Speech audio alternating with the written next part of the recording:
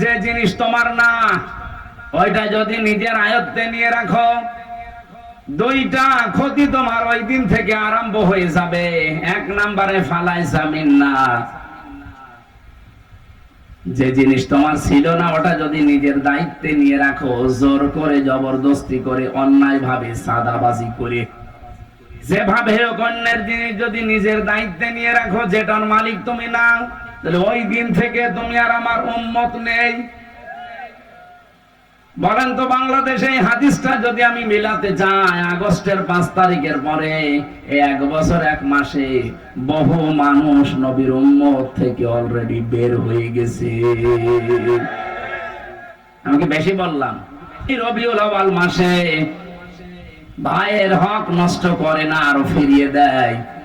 সেই নবীর উম্মত আমরা যত বড় হচ্ছি, ভাইয়ের হক মারার জম হচ্ছি। কথা বলেন না কেন? একটা হাদিস পড়ছিলাম আজকে, আন আনাস রাদিয়াল্লাহু আন আবি যার রাদিয়াল্লাহু তাআলা আনহু قال قال النبي صلى الله عليه وسلم من ادعى ما ليس له فليس منا وليتبوأ مقعده من النار রাহ মুসলিম। আমি কি বাংলা বলবো? কি নবীজি বলেন যে জিনিস তোমার না ওইটা যদি নিজের আয়ত্তে নিয়ে রাখো, দুইটা ক্ষতি তোমার ওই দিন থেকে আরম্ভ হয়ে যাবে। এক নম্বরে ফালাইসা মিন্না, যে জিনিস তোমার ছিল না ওটা যদি নিজের দায়িত্বে নিয়ে রাখো, জোর করে জবরদস্তি করে অন্যায় ভাবে সাদাবাজি করে যেভাবে হোক অন্যের জিনিস যদি নিজের দায়িত্বে নিয়ে রাখো, যেটার মালিক তুমি না, তাহলে ওই দিন থেকে তুমি আর আমার উম্মত নেই। বলেন তো বাংলাদেশে এই হাদিসটা যদি আমি মিলাতে যাই, আগস্টের 5 তারিখের পরে 1 বছর 1 মাসে বহু মানুষ নবীর উম্মত থেকে অলরেডি বের হয়ে গেছে। আমি কি বেশি বললাম? রংপুর বিভাগে হয়তো এরকম ঝামেলা হয়নি, কিন্তু আমার খুলনা বিভাগে বাবা শাহজালাল সব হালাল। ভিক্ষুকের টাকা পর্যন্ত ছাড়ছে না। একটা ভিক্ষুক 250 টাকা উপায় করেছে সারাদিন, সেখান থেকে 30 টাকা সাদা। 30 টাকা কি আপনার বাবার টাকা, আপনার নিজের টাকা? এমনিতে এভাবে ভরাডুবি হচ্ছে না দেশের মানুষ এখন, আর আগস্টের 5 তারিখের আগে নেই, এখন সব বুঝে ফেলেছে। 1 বছর 1 মাসে বাংলাদেশ জামাত ইসলামের নামে কোন দোষ এভাবে কেউ দিতে পারেনি। মিথ্যা যারা দিয়েছে সব ধরা পড়ে গেছে। কেন বলছি? ওরা মিথ্যা তহমত লাগিয়েছিল যে জামাত ইসলামী এরাও চাঁদাবাজি করে, এরাও ছিনতাই করে। কিভাবে? এরা ইসলামী ব্যাংক ছিনতাই করে নিয়েছে। ইসলামী ব্যাংকে আপনার বাবার, যাদের ব্যাংক তারা ফেরত পেয়েছে, চাঁদাবাজি হয় কি করে? কথা বলেন না কেন? যারা আজ বলে ইসলামী ব্যাংকও ছিনতাই হয়ে গেছে, ব্যাংকে আপনার বাবার, এদের মাথার ঘাম পায়ে ফেলে বানানো ব্যাংক, এটা হারিয়ে গিয়েছিল, এখন তারা ফেরত পেয়েছে। হাদিসের যে শাস্তি, অন্যের জিনিস যারা জোর করে জবরদস্তি করে দখল করে সাদাবাজি করে নিজের কাছে রেখে দেয়, তারা হচ্ছে নবীর উম্মতের বাইরে চলে গেছে। 2 নাম্বারটা আরো কঠিন, ওয়ালিয়াতাবাওয়া মাকআদাহু মিনান নার। নবীজি বলেন সে যেন জাহান্নামে নিজের একটা স্থান বরাদ্দ করে নিল। বলেন নাউজুবিল্লাহ। বাংলাদেশের মানুষেরা, বিশেষ করে রংপুর বিভাগের মানুষেরা আলা ভোলা, এদের একটা নামই আল্লাহ পাকই কারা দিয়েছে আল্লাহ জানে। সে যাই হোক, এর একটা আলা ভোলা। এলাকার মানুষেরা যেহেতু অন্য বিভাগের তুলনায় হালকা একটু গরিব, আপনারা 500 বছর আগে জান্নাতে যেতে পারবেন, কিন্তু সাবধান, অন্যের জিনিস নিজের দখলে নিয়ে রাখবেন না। তাহলে অলরেডি আপনি জাহান্নামে নিজের একটা স্থান কিন্তু বরাদ্দ করে ফেলেছেন। দুনিয়ায় যদি এত কষ্ট করার পরে আখেরাতে একটা জাহান্নামের স্থান বরাদ্দ থাকে, তোর মতো পাগল আর কপাল পোড়া কেউ আছে? সাবধান বাণী উচ্চারণ করলাম এই জন্য, খুব ভালোবাসিয়ে বিভাগের মানুষকে ফিরে আসেন। যদি কেউ উল্টা পাল্টা থাকেন, চরিত্র সংশোধন করেন। আমার আজকের আলোচনার বিষয়, যেহেতু রবিউল আউয়াল মাস, নবীদের জন্ম এবং ইন্তেকালের মাস, এজন্য আমি এইরকম একটা আয়াত পড়েছি। আমার আলোচনার বিষয় হচ্ছে কার আদর্শ অনুসরণ করছেন, প্রশ্নবোধক চিহ্ন। এরপরে লেখা আছে সাবধান। কি বললাম বোঝা গেছে? কার আদর্শ অনুসরণ করছেন, প্রশ্নবোধক চিহ্ন। সবার কাছে এই প্রশ্নটা। পরের শব্দ একটা আছে সাবধান, আশ্চর্যবোধক শব্দ। আমি এর উপরে কথা বলবো ইনশাআল্লাহ। তাই যেই নবী মায়ের কোলে বসে এই রবিউল আউয়ালে ভাইয়ের হক ফিরিয়ে দেয়, সেই নবীর উম্মত এখন যদি আমরা ভাইয়ের হক মেরে খাই, তা কিসের মিলাদ পড়েন আপনি? আমার কথা মনে হয় বোঝা গেছে। তাহলে আজকে থেকে আপনি সিদ্ধান্ত নিতে পারেন, জীবনে আর যাই হোক, আমার দ্বারা কারো হক অধিকার যেন নষ্ট না হয়, আমরা যেন মেনে চলতে পারি এই রবিউল আউয়ালে। এই পয়েন্টটা বলেন আমিন। সূরা আরাফ 35 নম্বর আয়াত, মাত্র একটা আয়াত পড়েছি, দুইটা আয়াত 35-36। নবীজির লক্ষ লক্ষ হাদিস থেকে একটা হাদিসের আংশিক পড়েছি। ইবনে মাসউদ রাদিয়াল্লাহু তাআলা আনহু বলেন, নবীজি আমাকে বলেছেন, ফাত্তাবিউস সিরাতাল আযম, তোমরা অনুসরণ করবা ওই দলকে যাদের দ্বারা ইসলাম কায়েম হওয়া তাড়াতাড়ি সম্ভব। বাংলাদেশে যত দল আছে, নির্দ্বিধায় এবং স্পষ্ট ভাষায় বলতে পারি ৭৩টা দল এই দেশে কাজ করছে। সবচাইতে তাড়াতাড়ি যোগ্যতা নিয়ে ইসলাম এই দেশে কায়েম করতে পারে বাংলাদেশ জামাত ইসলামী। এদের ইউনিয়নের মেম্বার থেকে আন্তর্জাতিক জীবন পর্যন্ত চালানোর সৎ এবং যোগ্যতা সম্পন্ন মানুষ আছে। কিন্তু অন্য কোন দলে আপনি দেখান, আমি সেখানে যাব, বলেন একটা দলের নাম বলেন যে সেটা মেম্বার থেকে একেবারে আন্তর্জাতিক জীবন পর্যন্ত সব জায়গা তারা চালাতে পারে। ওই দলে যদি এরকম লোক, সৎ এবং যোগ্য লোক থাকে, বলেন আমি সেখানে যাব। আপনি দেখাতেও পারবেন না, আবার নবীর এই নির্দেশও মানবেন না। আপনি কি হয়েছেন কি? আমার কথা বোঝা যায়নি? সুতরাং এই দেশে এখন তাড়াতাড়ি ইসলাম কায়েম হওয়া সম্ভব যাদের দ্বারা নবীজির নির্দেশ ফাত্তাবিউস সিরাতাল আযম, তাদের অনুসরণ করা লাগবে, সাহায্য করা লাগবে, পেছনে থাকা লাগবে। আমার কথা যদি নাও মানেন, নবীর কথা মানতে অসুবিধা আছে? কার কাছে যদি মনে হয় যে এটা রাজনীতি, এটা ধান্দাবাজি, এদিকে আসেন, কানের নিচে এমন জোরে দেব আপনি সব টের পেয়ে যাবেন। এবার আসেন আয়াতটায়, সূরা আরাফ। আরাফ মানে পরিচিত হওয়া। আরাফা ইয়ারিফু উরফুন, এর বাংলা অর্থ পরিচিত হওয়া। দ্বিতীয় তাফসীর কি? আরাফ নামে একটা প্রাচীর আছে জান্নাত আর জাহান্নামের মাঝে, বাইনাহুমা হিজাব। 46-47 নম্বর আয়াতে এই তথ্যটা পাবে সূরা আরাফে। ওয়া আলাল আরাফি রিজালু ইয়ারিফুনা বিসিমাহুম, আল্লাহ পাক বলেন এই জায়গায় আমি কিছু মানুষকে বসিয়ে দেব। নবীজি যখন আয়াতের ব্যাখ্যাটা করছিলেন, সাহাবায়ে কেরাম সামনে বসা, আল্লাহর নবী বলেন এই মানুষগুলোকে আল্লাহ জাহান্নামে দেবে না, জান্নাতেও দেবে না।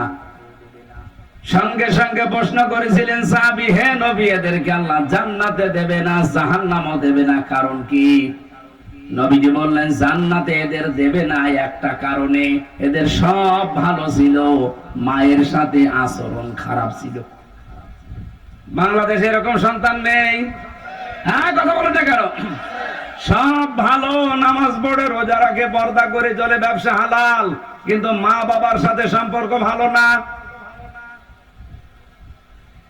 এই যে সম্পর্কটা ভালো না, এর পেছনে আমি দুইটা কারণ পেয়েছি। এক নম্বরে,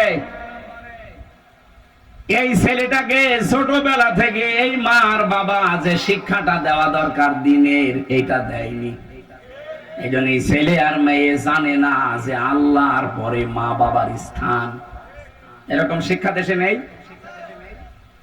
আপনি দেখেন ডক্টর মোহাম্মদ ইউনূস, দুই নবীর নাম ওনার, মোহাম্মদ আর ইউনূস, কয় নবী? অথচ কইল কি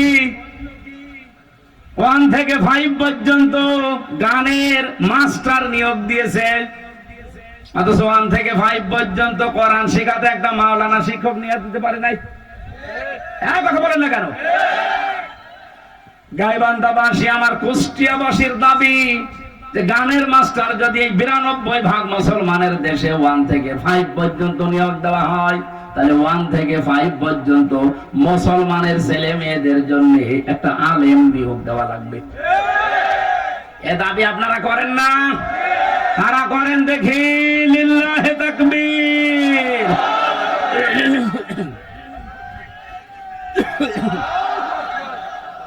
গলা ভেঙে যাচ্ছে, পানি খান, ঠান্ডা লেগে যাবে। চা এত চিনি দিলে তো গলা ভেঙে যাচ্ছে। কিচ্ছু লাগবে না, এমনি গরম পানি আছে, এখন আর হবে না। রেভাব দেন ভাই, ঠিক আছে। সর্বোচ্চ দায়িত্বে যেহেতু আছেন আপনি, এতগুলো মানুষের জীবনের উপরে দাঁড়িয়ে আছেন, বসে আছেন, যাই হোক, ফেব্রুয়ারির 12 তারিখে নির্বাচন দিয়ে আপনি চলে যাবেন, অলরেডি ঘোষণা দিয়েছেন, আপনি চলে যান। কিন্তু যাওয়ার আগে এমন একটা কাজ করে যান যেন এই জাতির কাছে আপনি অমর হয়ে থাকতে পারেন। হ্যাঁ, এটা আমরা চাই না। নয়তো আরাব নামক প্রাচীরে আপনি দাঁড়িয়ে থাকবেন, কারণ আপনি তো নিজের অজান্তে জানেন না যে মা বাবা কি। 2 নম্বরে, অনেক সন্তান আমরা মা বাবার হক পরিপূর্ণ আদায় করতে পারি না বউর কারণে। এলাকা মনে এরকম বউ নেই, আর এই বউগুলোকে শুধু পেছন দরজা দিয়ে ধাক্কা দেয় ওই শাশুড়ি। কার কার বউ আর শাশুড়ি এরকম ঝামেলা আছে একটু সাহস করে হাত তোলেন তো। আরে ভাই, আপনার তো আসলে সাহস আছে, এটা রেকর্ড হচ্ছে, দেখতে পাচ্ছেন না? না, আমি হাসির জন্য বলি নাই। সম্মানিতা মা এবং বোনেরা, আপনি কি আমাকে আরাফ নামক এই প্রাচীরে দাঁড় করিয়ে রাখতে চান যে আমি যেন জান্নাতে যেতে না পারি? তাহলে আপনাকে বিয়ে করে আমি আমার দুনিয়া এবং আখিরাত দুইটাই তো নষ্ট হয়ে গেল। এরকম কঠিন কথা বলার পরেও কোন মহিলা যদি সংশোধন না হয়, আমার মনে হয় ওই মহিলা আর আবু জাহেলের বউ নাকেরা, এর ভেতর আর পার্থক্য নেই। আবু জাহেলের বর আমি জীবন পড়েছি, এই নাকেরা নামে এই মহিলা এই পৃথিবীতে সবচাইতে স্ত্রীর হাতে বেশি পিটানি খেয়েছে আবু জাহেল। বাংলাদেশে বহু মানুষ আছে তারা বউর হাতে মায়ের খায়। হ্যাঁ, এখানেও আছে, দরকার নেই। এই জন্য আমরা যারা সন্তান আছি, যেহেতু আল্লাহর পরে মা বাবার স্থান, এটা অনেকেই জানেন না। খুব ভালো করে আজকে শুনি যান, আল্লাহ নিজের পরে স্থান আপনার শ্বশুর শাশুড়ির দেয়নি, আপনার স্ত্রীর নাম দেয়নি।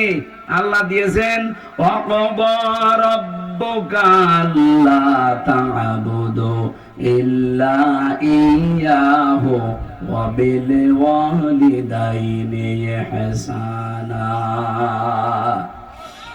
আমি আল্লাহ সিদ্ধান্ত দিয়েছি, ফাইনাল রায় দিয়েছি, আমার ছাড়া ইবাদত আর কারো করা যাবে না। আর আমার পরেই তোমরা মার বাবার সেবা করবা, তাদের পেছনে খরচ করবা, সাধ্য মতো খেদমত করবা। এখান থেকে একটা মাসলা বের হয়। এই এদিকে তাকান,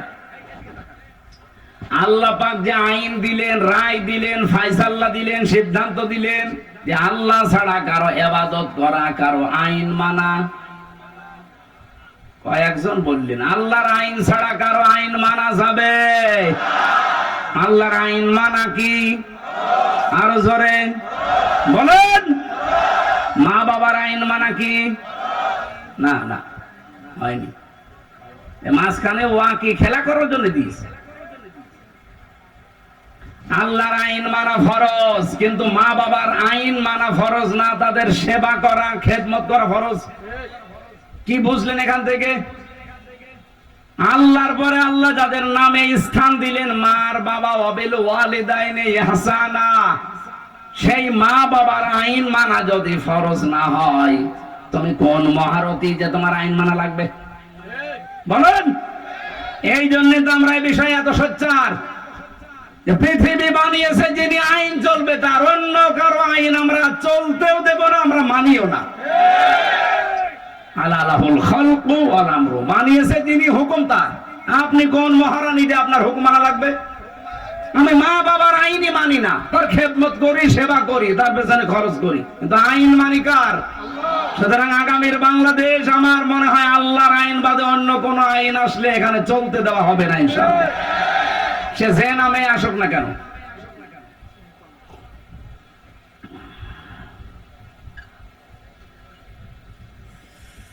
গাইবান্ধাবাসী, এ পর্যন্ত আমি স্টপ করলাম। আপনি বুঝে ফেলেছেন যে মা বাবার সাথে বেয়াদবি করলে, তাদের হক আদায় না করলে আপনি জান্নাতে যেতে পারছেন না, ওই জায়গায় দাঁড়াবেন।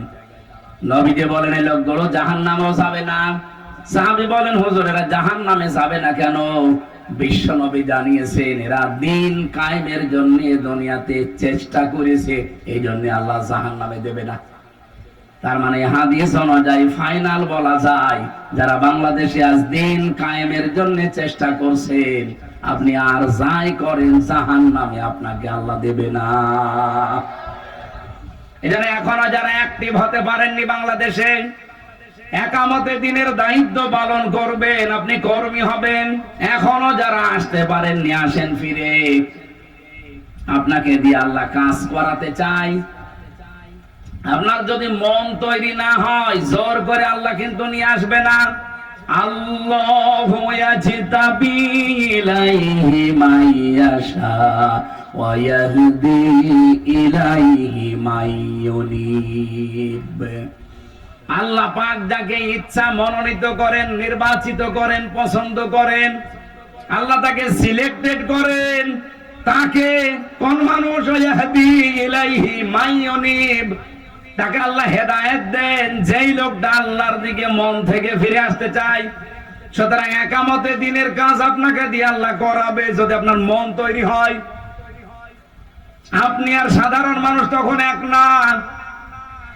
এজন্য মন তৈরি করে ফেলেন, সিদ্ধান্ত নিয়ে ফেলেন, এই দেশে দিন কায়েম হওয়ার আগ পর্যন্ত আমার কোনো বিশ্রাম নেই। কথা বলেন না কেন? আবু তালেব সরকার যদি পারে, মাওলানা নজরুল ইসলাম যদি পারে, আব্দুল করিম যদি পারে, আমি পারবো না? মানে আমি মনটা ওদের মতো তৈরি করে দেখেন, আল্লাহ আপনাকেও ময়দানে কাজে লাগিয়ে দেবে। এর আগে একটা শব্দ আছে, এটা আমাকে খুব ভাবায়। বাংলাদেশের বহু আলেম, অনেক পীর পর্যন্ত এ রাস্তায় আসতে চায় না, বিভিন্ন ফতোয়া দেয়। এবার আপনি তাদের কথা শোনেন তো। কাবুরন আলাল মুশরিকিনা মা তাদউহুম ইলাইহি। হে নবী, আপনি মানুষকে যেদিকে ডাকেন দিন কায়েম করা লাগবে, এই কথা শুনলে সবচাইতে বেশি মন খারাপ হবে, খারাপ লাগবে, রাগ করবে মুশরিকরা। সুতরাং এই বাংলাদেশে আমরা যারা দিন কায়েমের কথা বলি, আল্লাহর বিধান কায়েমের কথা বলি, এ কথা শুনলে যে পীর রাগ করে, এ কথা শুনলে যে ইমাম রাগ করে, এ কথা শুনলে যে হাজী রাগ করে, সে যেন বিশ্বাস করে তার জীবনে কোনো না কোনো কায়দার শিরিক হচ্ছে, আর শিরিক হলে সে লোকটা মুশরিক। আমি আশা করি কথা বোঝাতে পেরেছি। আপনার কাছে দিন কায়েমের কথা শুনলে যদি রাজনীতি মনে হয়, যদি মনে হয় এটা ধান্দাবাজি, দুনিয়ার কাজ, আপনি বিশ্বাস করেন আপনার দ্বারা কোনো না কোনো ভাবে শিরিক হচ্ছে। আর শিরিক যে করে সে কি? মুশরিক। বলেন বলেন। কাবুর আলাল মুশরিকিনা মা তাদউহুম ইলাইহি। হে নবী, আপনি যেদিকে মানুষকে ডাকছেন, আনাকিমুদ্দিন ওয়ালা তাতাফাররাকু ফি, আসো দিন কায়েম করি, এ বিষয়ে কোনো মতপার্থক্য চলবে না। আপনার কথা শুনলে রাগ হবে তাদের যারা মুশরিক। তা আমরা তো দিন কায়েমের জন্য বলি, আমার বাবার আইনের কথা বলি না। আপনার রাগ হয় কোন কারণে? আপনি কেন বলেন যে হামজা রাজনীতি করে?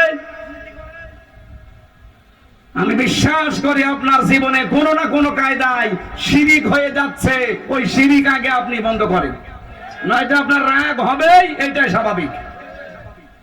এদের সময় যখন এসেছে দিন কায়েম করার চেষ্টা করলে যেহেতু জাহান্নামে যাওয়া লাগে না, আপনাকে আমি আহ্বান জানাচ্ছি, ফিরে আসেন। দলে দলে পালে পালে মানুষ যেভাবে আসতেছে, আপনিও আসেন, মন তৈরি করেন। এদেশে আর কোন জালেম, কোন চাঁদাবাজ মাথা ছাড়া দিয়ে উঠতে পারবে না ইনশাআল্লাহ।